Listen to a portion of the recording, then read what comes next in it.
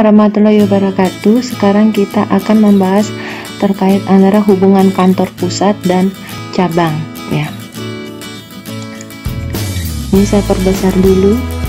Di sini hubungan kantor pusat dan agen, nanti terkait sama cabang, ini kaitannya dengan kantor pusat dan agen, di mana untuk agen ini tidak melakukan suatu pencatatan, sedangkan untuk kantor pusat yang melakukan suatu pencatatan, agen hanya melakukan transaksi penjualannya saja. Sini ada dua metode yang digunakan, yaitu dengan penjualan melalui agen secara pengakuan laba atau rugi secara terpisah dan laba tidak terpisah. Maksudnya secara terpisah berarti dia memisahkan diri dari penjualan pada umumnya, sedangkan untuk penjualan melalui agen yang tidak terpisah berarti dia digabung dengan penjualan reguler pada umumnya. Nah, di sini langsung ke contoh transaksi. Pengiriman sampel barang dagangan sebesar harga pokoknya itu 100.000. Di sini dibuat jurnal persediaan sampel agen X 100.000, kemudian pengiriman barang kepada agen X sebesar 100.000. Untuk perhitungan bukan perhitungan ya, jurnal untuk pengakuan laba rugi secara terpisah. Sedangkan untuk tidak terpisah sama dengan laba tidak terpisah. Yang terpisah maupun tidak terpisah juga sama jurnalnya ya. Persediaan sampel agen X, ini persediaan sampel agen X, pengiriman barang kepada agen X sebesar 100.000. Nah, begitu juga dengan pembentukan modal kerja agen X. Di sini modal kerja agen X pada kas. Lagi-lagi di sini yang melakukan pencatatan kantor pusat ya, bukan dari agennya ya. Jadi pihak dari agen sendiri hanya melakukan transaksi penjualan ya, atau menyediakan stok-stoknya aja yang ada di agen itu sendiri.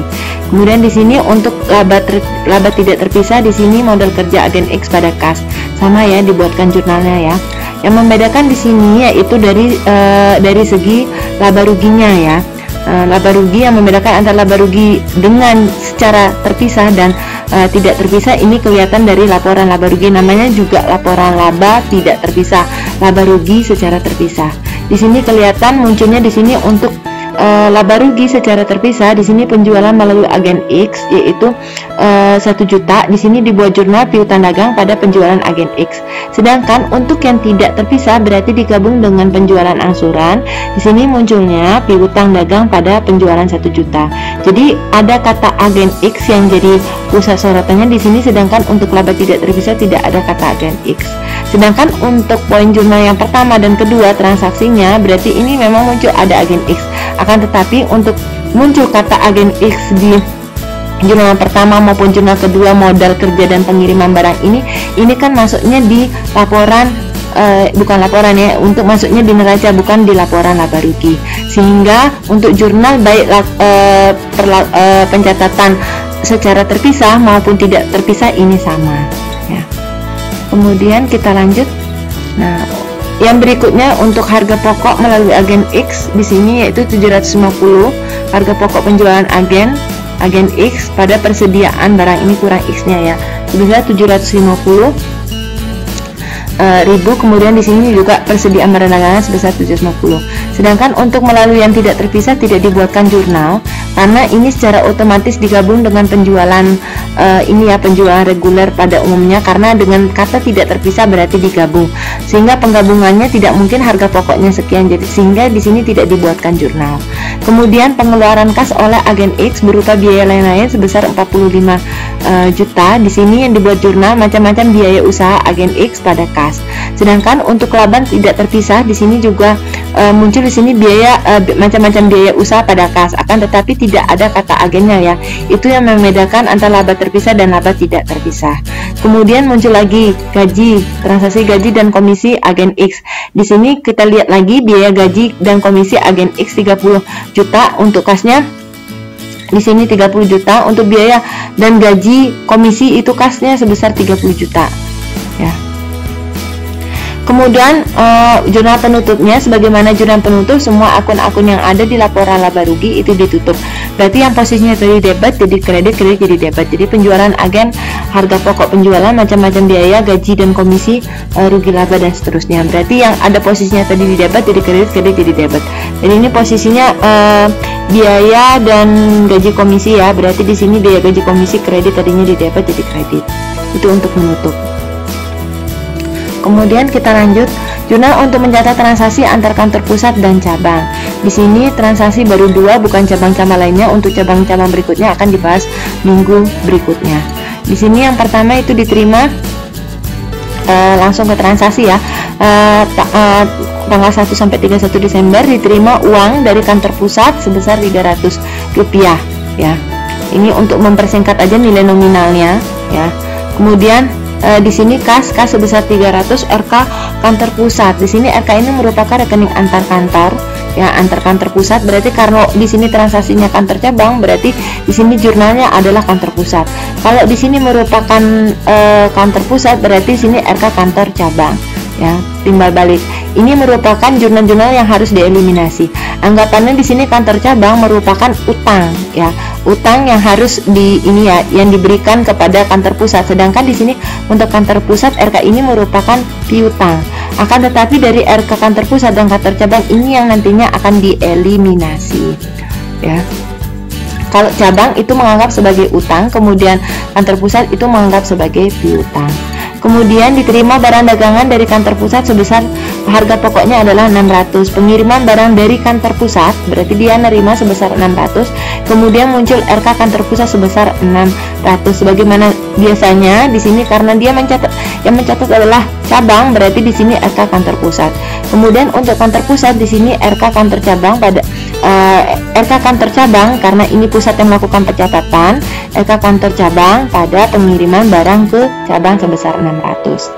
Kemudian selanjutnya pembelian alat-alat perlengkapan kantor cabang secara tunai dengan harga 200. Di sini pencatatan bagi kantor cabang alat-alat kantor pada kas. Sedangkan untuk kantor pusat tidak dilakukan pencatatan. Kenapa? Karena yang melakukan pengeluarannya yaitu kantor cabang. Akan tetapi nanti semuanya akan digabung ke pusat.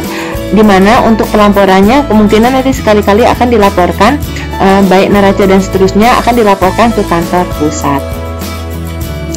Kemudian kita lanjut. Di sini ada transaksi penjualan oleh kantor cabang terdiri dari yaitu ada tunai kredit ya. Ini yang dilakukan transaksi oleh cabang, berarti pusat tidak mengetahui, mungkin nanti dilakukan pelaporan sekali-kali ke kantor pusat. Di sini untuk penjualan oleh kantor cabang terdiri dari di sini penjualan tunai dan penjualan kredit, sehingga yang membuat transaksi atau membuat jurnal di sini adalah kantor cabang. Kas piutang dagang pada penjualan sebagaimana biasa ya transaksinya atau penjurnalannya. Kemudian penerimaan pembayaran piutang langganan itu sebesar Rp250. Di sini ada kas pada piutang dagang. Kemudian dimunculnya biaya yang dibayar, ada gaji, sewa, listrik, macam-macam biaya, berarti gaji, sewa, listrik, macam-macam biaya pada kas. Sehingga di sini untuk kantor pusat tidak kosong ya, jurnalnya tidak ada karena yang melakukan transaksi yaitu yang ada di kantor cabang. Kemudian yang berikutnya pengiriman uang ke kantor pusat sebesar 250. Ini pengiriman uang ke kantor pusat ini berarti yang jelas diketahui oleh kantor pusat karena dia menerima uang tersebut. Berarti di sini munculnya RK kantor pusat pada kas untuk cabang, berarti anggapan ini sebagai pelunasan utang bagi cabang pada kas. Kemudian untuk kantor pusat ini kas pada RK kantor cabang yaitu Rp250. Kemudian kita lanjut. Di sini ada biaya-biaya yang dikeluarkan untuk memberitakan beban kantor pusat cabang oleh kantor pusat. Berarti ini pembebanannya ya. Pembebanan yang dilakukan oleh kantor pusat dibebankan ke cabang. Berarti di sini ada muncul biaya asuransi, brosur, ada prevensi, biaya bunga, dan di sini karena dibebankan ke cabang munculnya RK kantor pusat. Sedangkan untuk kantor pusat di sini karena dia membebankan berarti RK kantor cabang berarti bertolak belakang ya. Di sini RK kantor cabang pada persekot asuransi, brosur dan seterusnya ya. Di jurnal berarti terbalik ya dengan kantor cabang. Kemudian kita lanjut penyesuaian dan penutup. Di sini penyesuaian terkait dengan barang dagangan di sini berarti persediaan barang dagangan pada laba rugi. Kemudian untuk depresiasi, biaya depresiasi alat kantor pada akumulasi ya. Ini anggapannya sebesar segini ya. Kemudian permintaan saldo laba di sini, permintaan saldo pemindahan, bukan permintaan, sorry ya, salah ya. Pemindahan saldo laba ke RK kantor pusat berapa? Berarti ini tadi umumnya kan tercabak mengakui laba ya. Laba berarti posisi pengakuan laba itu dikredit, sehingga pemindahan karena dia memindahkan saldo labanya ke kantor pusat, sehingga di sini posisi laba ruginya didebet pada RK kantor pusat. Sedangkan karena kantor pusat menerima laporan dari kantor cabang, berarti di sini laba, posisi laba itu berada di posisi kredit, berarti laba rugi RK kantor cabang pada laba rugi sebesar 25. Kemudian pemindahan saldo laba operasi cabang ke laba rugi, ini berarti pemindahan lagi ya. Di sini dibalik jurnalnya, pemindahan saldo laba operasi cabang ke laba rugi dibalik lagi nih, membalik ya. Laba rugi cabang pada laba rugi, berarti ini pembaliknya yang dari di sini ya. Kemudian kita lanjut, ini yang gabungannya, ini contoh gabungannya ya. Berarti di sini kalau mau menggabungkan atau neraca gabungan tinggal dijumlahkan ya, misalnya kas dengan kas berapa, ini ya berapa ya. Tentunya ada jurnal eliminasi, ini masih tahap awal, jadi belum terlalu kompleks berarti ya ininya ya. Berarti untuk eliminasi tidak usah saya jelaskan. Pada umumnya untuk eliminasi yang mempunyai hubungan timbal balik antar kantor pusat dan cabang itu yang harus dieliminasi. Seperti halnya ada utang piutang antar kantor cabang dan kantor pusat, ada pengiriman barang antar kantor pusat dan kantor cabang, ada pengakuan laba atau rugi antar kantor pusat dan kantor cabang. Untuk kantor pusat untuk pengakuan laba ini tidak mungkin diakui ya. Kenapa perlu dieliminasi? Tidak perlu diakui oleh kantor pusat karena itu kan perusahaannya sendiri, jadi sangat rancu loh kalau misalnya diakui ya pengakuannya. Nah, begitu juga hubungan timbal balik tersebut, misalnya ada pengiriman barang dan lain sebagainya, itu kan double transaksi, bisa jadi pusat mengakui sedangkan jadi dari cabang juga mengakui, sehingga perlu adanya jurnal eliminasi.